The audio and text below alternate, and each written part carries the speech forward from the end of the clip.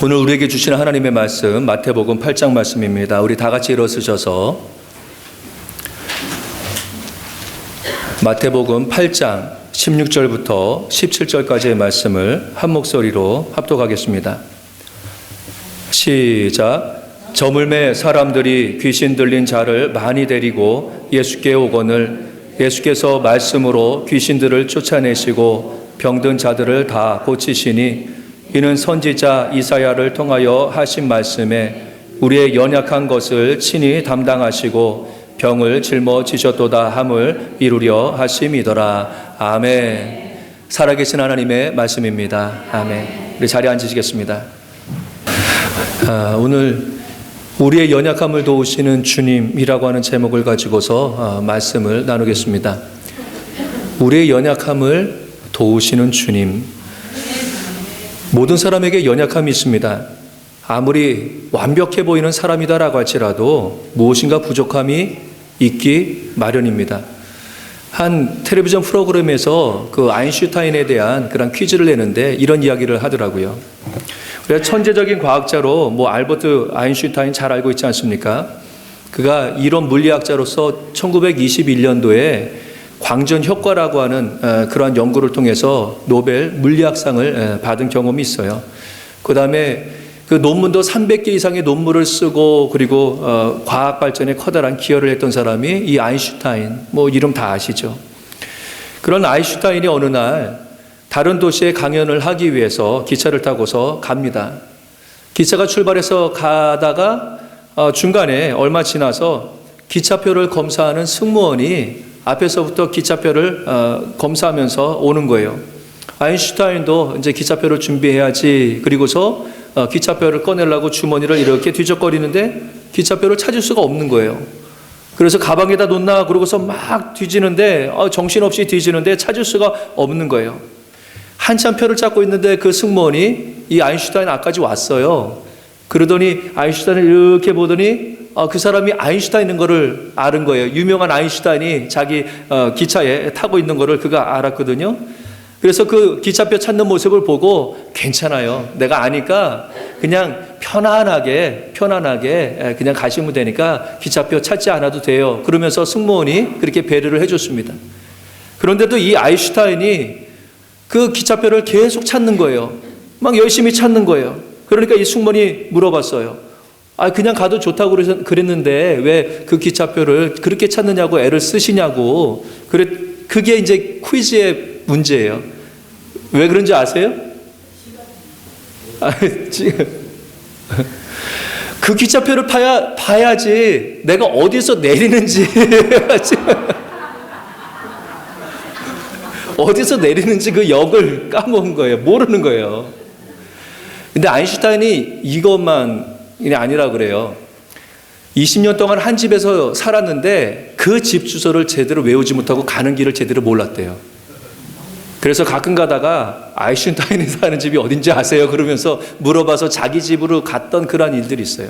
제가 이거를 보면서 아인슈타인하고 내가 참 닮았구나 그런 생각을 했는데 이 기억력이 깜빡깜빡하는 게 좀 닮았다라고 하는 생각을 하면서 위로를 받았어요. 아무리 두뇌가 우세하다, 정말 우수한 두뇌를 가졌다라고 할지라도 다른 한쪽에 부족한 부분이 있어요. 예. 아무리 건강하다라고 하는 사람도 어딘가 핸디캡이 있습니다.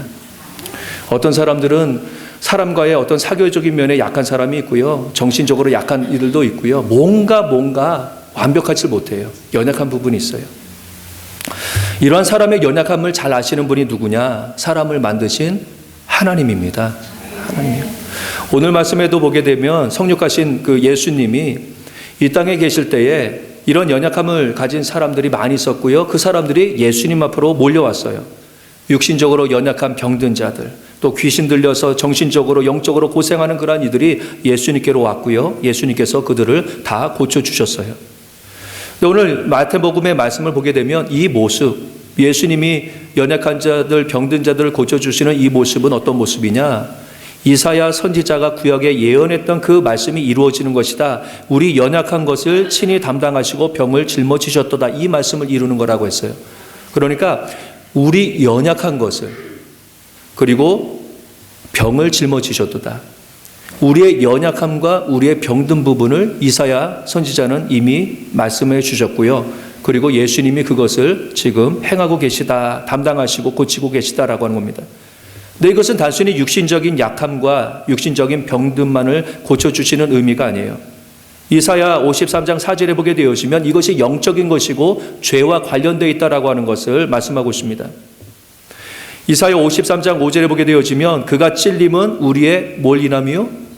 허물을 인함이요 그가 상함은 우리의 죄악을 인함이라 이렇게 말씀하고 있습니다. 우리가 허물이 많고 죄악이 많다라고 하는 겁니다.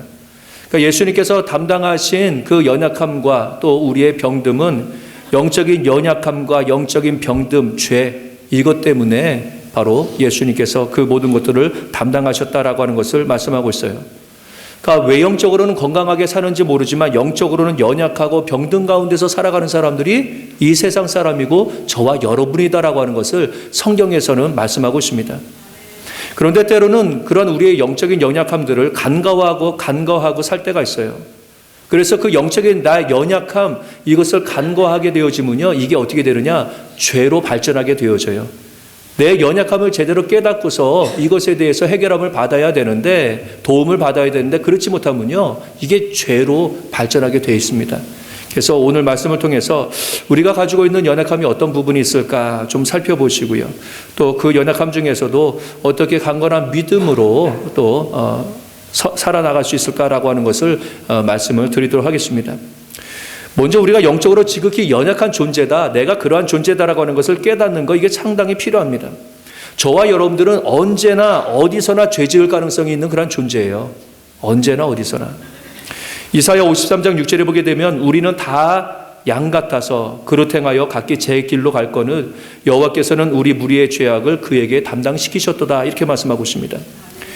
이사야 선지자는 죄악 가운데서 있는 이스라엘의 모습, 그 사람들의 모습을 양 같다 이렇게 말씀하고 있어요. 그러니까 저와 여러분들이 양 같다라고 하는 그러한 모습이에요. 양은 이스라엘 백성들에게 있어서 아주 친근한 동물입니다. 이스라엘 백성들은 그 양을 많이 길렀어요. 젖을 날마다 짜서 그것을 먹기도 하고 또 잡아서 고기를 먹기도 했습니다. 또 양털 같은 경우에는 또 양털을 깎아서 옷을 만들기도 하고 그들이 천막을 지으면서 많이 살았잖아요. 그 천막을 지을 때에 그 지붕이라든가 이거를 덮는 재료로 이 양털을 사용했거든요. 그러니까 양도 많이 치게 되었고 친근하였고 그 습성도 잘 알고 있었어요. 근데 양들의 모습을 보면 아주 연약하다라고 하는 것을 이야기를 하고 있는 거예요. 이사야는 그 양들에 대해서 말하기를 그릇 행하여 각기 제 갈 길로 갔다 이렇게 이야기하고 있습니다. 양들이 눈이 좋을까요? 안 좋을까요? 안 좋아요. 멀리 제대로 앞에 있는 거 봐요. 그래서 앞에 있는 그냥 풀 먹고서 이렇게 가다가 무리에서 이탈해서 길을 잃어버리는 경우가 아주 흔하게 있어요.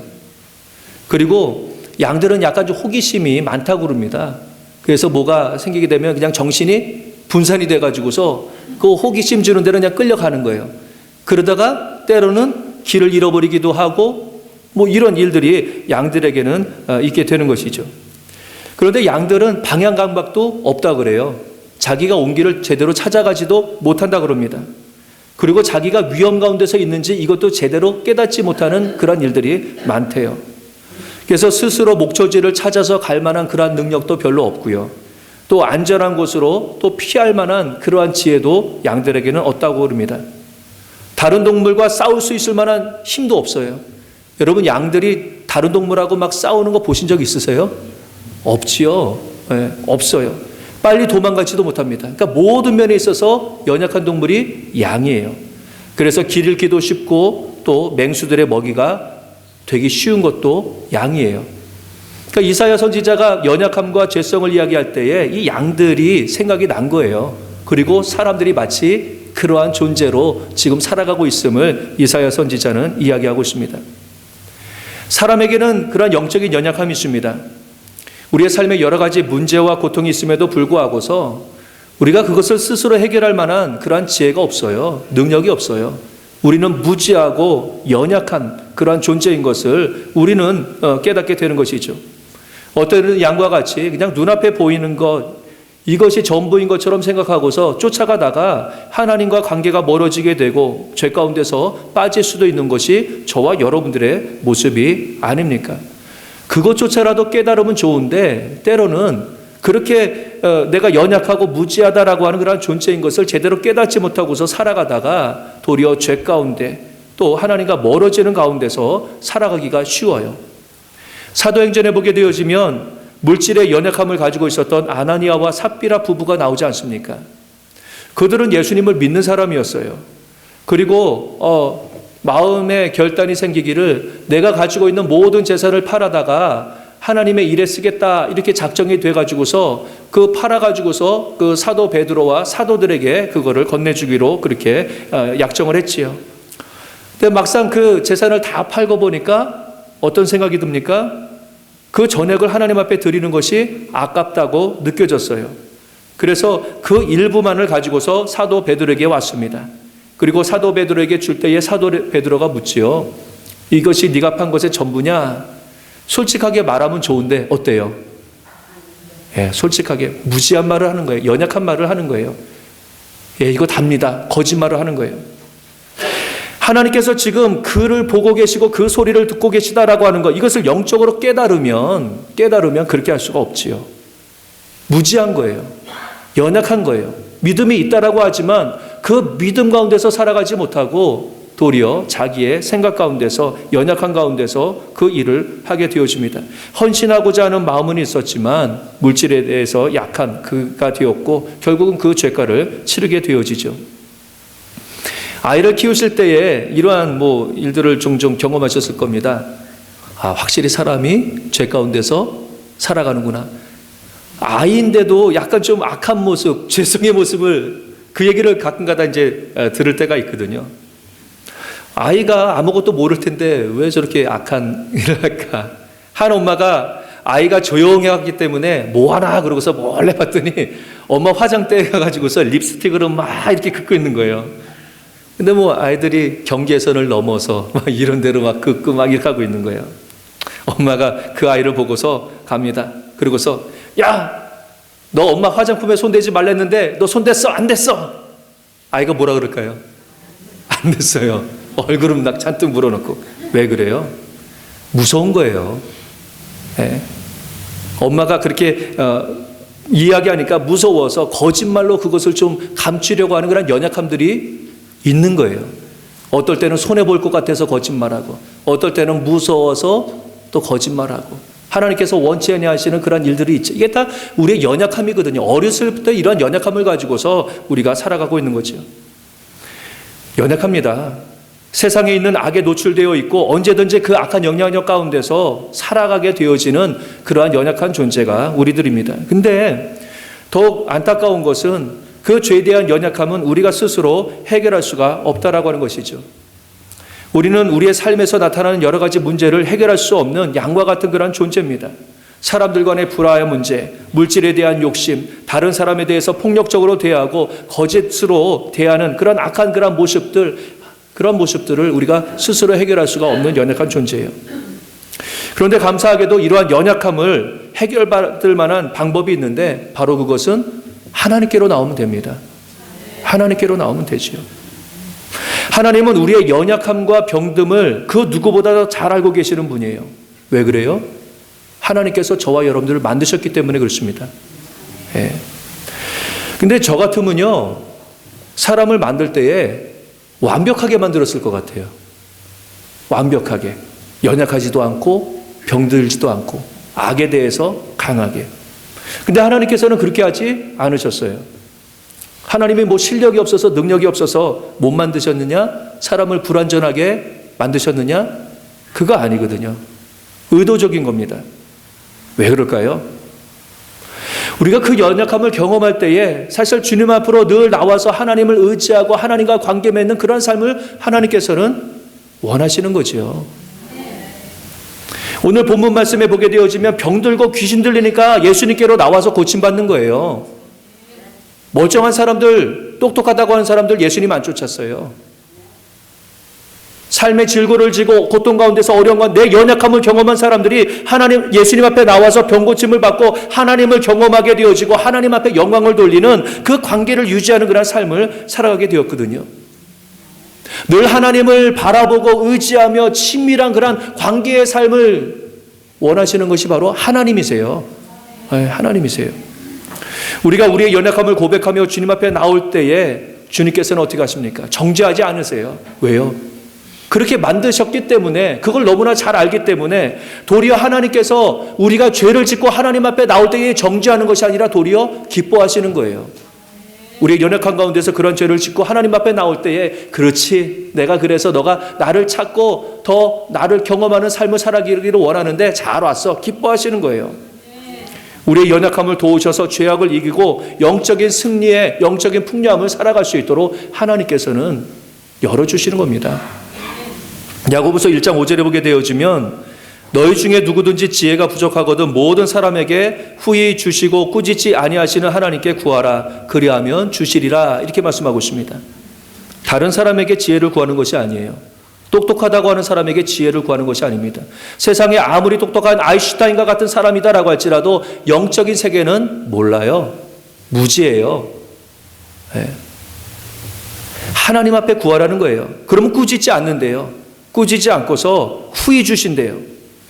하나님은 우리가 지혜가 부족한 것에 대해서 모르냐고 부끄럽게 만들거나 꾸짖지 않으십니다. 도리어 그 연약함을 보시고서 극복할 수 있도록 지혜를 주시고 더욱더 하나님께로 끌어당기시고자 하시는 것을 볼 수가 있지요.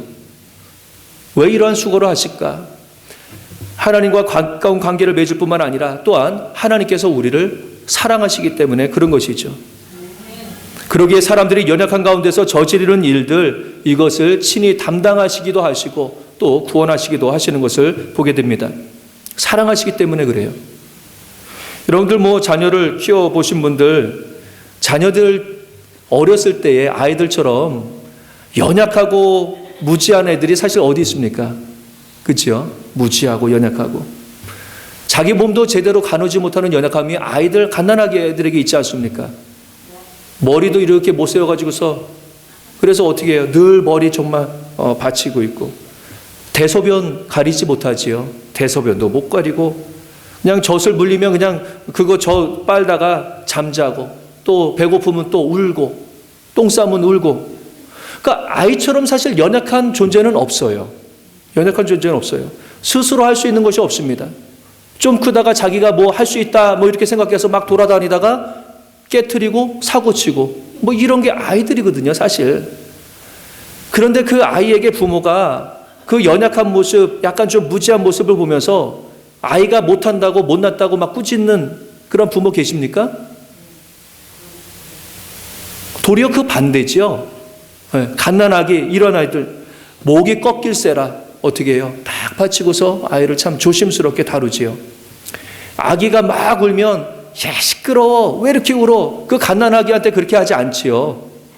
도리어 그 반대지 않습니까? 뭐 때문에 우냐? 뭐가 불편해? 배고파?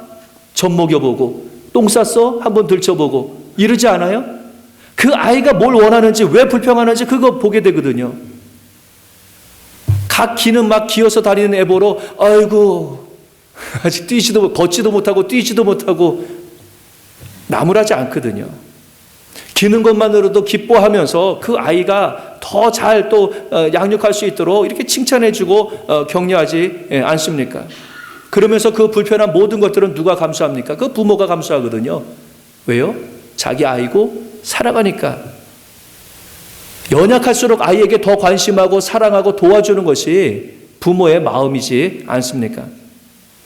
주님께서도 사실 그렇습니다. 찬송에 보면 우리가 연약할수록 더욱더 귀히 보신다라고 그랬는데, 우리가 연약한 모습을 가지고서 하나님 앞에 나아갈 때에 하나님께서는 그것을 더욱더 귀하게 보시고 우리를 더욱더 도와주시는 분이 하나님이 되시는 줄로 믿습니다. 아멘. 그런데 그렇지 아니하고서 내가 무엇인가 해결할 수 있다고 내 스스로를 의지하고서 하나님 앞에 나가지 않으면 방법이 없어요. 방법이 없어요. 그러기에 우리의 삶 속에서 연약함을 체험할 때에 할 수 있는 최선의 일은 무엇이냐? 하나님 앞에 나가는 겁니다. 어떨 때는 영적으로 하나님 느껴지지도 않고 기도할 때에 하나님 음성 들리지 않을 때도 있어요. 그래도 하나님 앞에 나가서 기도하고 말씀 듣고 그때의 그 삶을 하나님께서 또 열어주시죠. 내 심령을 변화시켜 주시고 감당할 수 있도록 날마다 또 힘을 주시는 것이죠. 하나님은 우리의 연약함을 아셔서 언제든지 도와주시기를 기뻐하시는 그런 분입니다. 근데 하나님 말고도 우리의 연약함을 잘 아는 존재가 있잖아요. 사탄입니다. 사탄 또한 우리의 연약함을 아주 잘 알고 있습니다. 그런데 사탄은 우리의 연약함을 볼 때에 다르게 반응해요. 사탄은 우리의 연약함을 볼 때에 약점으로 해가지고서 그것을 통해서 유혹하고 또 시험해서 죄를 짓게 만들거든요. 그래서 하나님과 영적으로 멀어지게 만듭니다.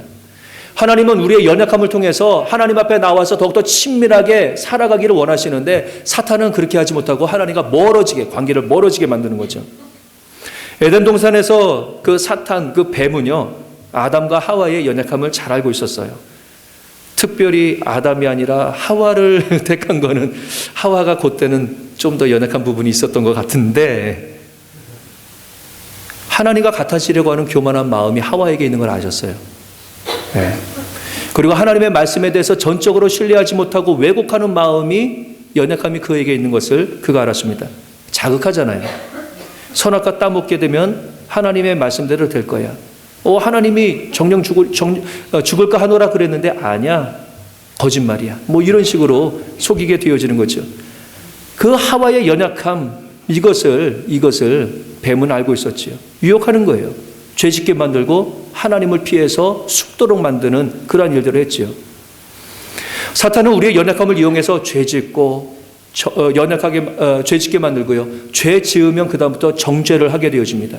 정죄하고 절망 가운데 빠뜨리게 하고 하나님과의 관계를 멀어지게 하지요. 하지만 하나님의 영은 우리가 죄 가운데서 있을 때에 하나님을 찾도록 만듭니다. 그러니까 우리가 보면 알아요. 내가 연약함을 느끼고 내가 여러 가지로 시험을 당하고 내가 힘들 때에 하나님의 영은 우리로 하여금 하나님께로 더욱더 가까이 나가서 하나님의 강하심을 의지하고 하나님과 더욱더 친밀한 관계를 맺도록 하나님의 영은 그렇게 인도하십니다. 근데 사탄은 그 사이에서 어떻게 합니까? 유혹하고 정죄하고 그래서 하나님과의 관계를 더욱더 멀어지게 만드는 것이죠. 그래서 우리가 우리의 연약함을 느낄수록 하나님 앞에 더욱더 가까이 와서 하나님의 도우심을 구하며 하나님과 더욱더 영적으로 긴밀한 그러한 삶을 살아가야 될 줄로 믿습니다. 그럴 때에 우리의 연약함은요, 축복이 되는 겁니다. 그래서 우리에게 연약함을 주셨거든요. 우리가 그걸 누리면서 살아야 되는 것이죠. 하나님은 우리로 연약한 존재라고 말씀하셨습니다. 하지만 사랑으로 그 연약함을 보시면서 도와주시고 또 때로는 그 연약함을, 병듦을 대신 짊어주시는 그러한 분이 하나님이시죠. 그런데 사람끼리도 사실 이러한 자세를 가지고서 대하고 바라봐야 돼요. 서로의 연약함을 볼 때에 또한 하나님의 마음을 가지고서 서로 바라보고 대하는 일들이 필요합니다. 로마서 14장 1절에 보게 되어지면 믿음이 연약한 자를 너희가 받되 그의 의심하는 바를 비판하지 말아라 이렇게 말씀합니다. 영적으로 연약한 우리들은 때로 서로에게 실수를 하기도 해요. 또 악을 저지르기도 합니다. 그럴 때 우리는 그 모습을 보면서 판단하고 비판하고 정죄하기가 상당히 쉽지요. 그런데 그런 모습을 볼 때에 하나님 보시기에는 비슷해요. 하나님 보시기에는 비슷해요. 그러니까 지혜로운 사람은 나에게도 이 부분은 아니지만 저 사람에 보이는 저 부분은 아니지만 나도 어떤 부분에서는 더 심각한 연약함이 있겠구나. 나에게는 더 무지함이 있겠구나. 이것을 깨달아 알아야 되는 것이죠. 때로는 그러한 일들을 보면서 반응하는 그 모습이 연약할 때가 있어요. 그래서 그것으로 인하여서 도리어 하나님 앞에 죄 짓는 그러한 일들이 있을 때도 있거든요. 그럴 때에 깨닫게 되어지는 것은 뭐냐? 나의 연약함과 나의 병듦을 대신해서 담당하셔서 십자가에 달려 돌아가신 그리스도를 기억해야 될 줄로 믿습니다. 아멘. 그때의 내 의를 기억하고 나의 선함을 기억하는 것이 아니라 나도 연약한 가운데서 하나님께서 나를 구원해 주셨지. 이거를 보는 거예요.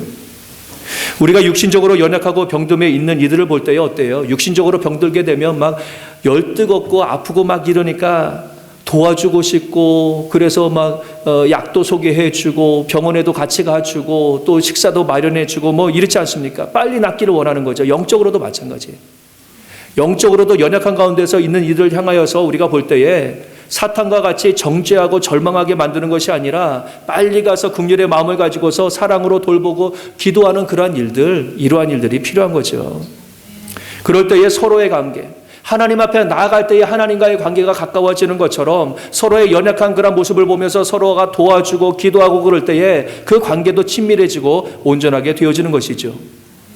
하나님과 우리의 관계가 온전해지게 되는 것은 우리가 완벽해서 온전해지는 관계를 이룰 수 있는 것이 아닙니다. 연약하기 때문에 이루어지는 거거든요. 사람들과의 관계도 마찬가지예요. 사람들과의 관계도 네가 내가 완벽해서 그 관계가 온전해지는 것이 아니라 서로 부족하기 때문에 서로를 긴밀하게 돕고 서로 보완해 줌으로 사실 그 관계가 온전해지는 거거든요. 그래서 부부의 모습이 그래야 되는 것이고, 가정의 모습, 교회의 모습, 성도의 모습이 서로 불완전하지만 그래도 그것 때문에 도리어 하나님과의 관계가 온전해지게 되는 거고, 사람과의 관계가 온전해질 수 있는 그러한 근거가 거기에 있는 것이죠. 이것이 예수님께서 우리의 연약함을 보셨을 때에 행하신 일이고요. 우리가 서로를 볼 때에 또 연약함을 돌봄으로, 사랑함으로 또 예수 그리스도의 또 온전함을 또 닮아가게 되는 줄로 믿습니다. 아멘. 말씀을 정리합니다. 하나님은 우리의 연약함을 누구보다도 잘 아셨어요. 그렇게 만드셨어요. 우리의 연약함으로 인해서 죄와 허물 가운데서 빠져 있음을 잘 알고 계셨습니다. 사탄은 연약함을 보면 공격해요. 더 유혹해서 죄 짓게 만들고, 그래서 죄 지으면 정죄하고, 그래서 절망 가운데서 하나님과의 관계를 멀어지게 만들죠. 그런데 예수님은 그렇지 않습니다. 도리어 우리의 연약함을 아시지만 정죄하는 것이 아니라 그 연약함으로 주님 앞에 나올 때에 그 죄와 허물을 담당하시고 구원해 주시는 분입니다. 하나님과의 관계를 더욱더 긴밀하게 회복해 주시는 분이 바로 하나님이시죠.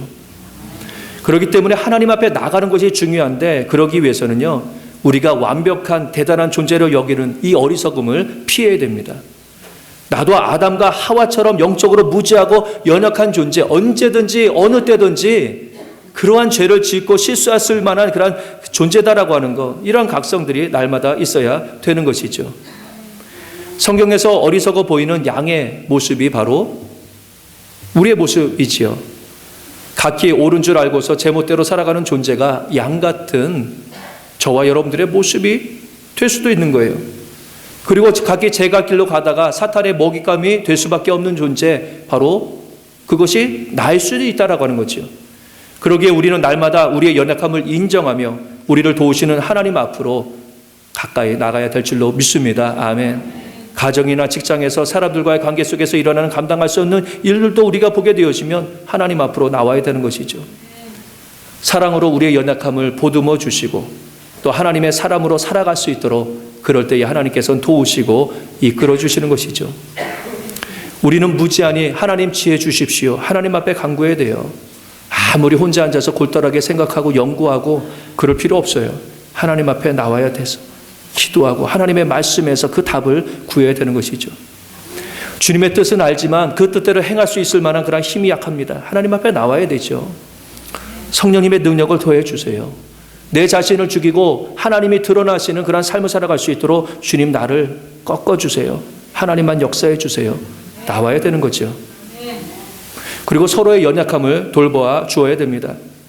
영적으로 연약한 일들을 볼 때에 사랑하는 연약한 자녀가 성장하기 위해서 힘들어하고 그 거쳐가는 그런 과정인 것 우리가 보면서요, 품어주고 돌보아주고 그러면서 연약한 가운데서 더욱더 온전함을 이루어 나가고 하나됨을 만들어 나가는 것, 이것이 우리에게 주신 그러한 연약함의 은혜가 되는 줄로 믿습니다. 아멘. 간절히 원하기는요, 우리 가운데 연약함들이 죄로 발전하는 것이 아니라 도리어 연약함을 가지고서 하나님 앞에 나와서 더욱더 긴밀한 그러한 관계, 그 은혜가 경험되기를 원하고요. 또 서로의 연약함들이 발견되었을 때에 서로 붙잡고 기도하고 협력함으로 말미암아 더욱더 온전한 그런 모습으로 하나님 앞에 또 영광 돌리는 그런 믿음의 또 관계, 또 교회가 될 수 있기를 주님의 이름으로 간절히 축원합니다. 아멘.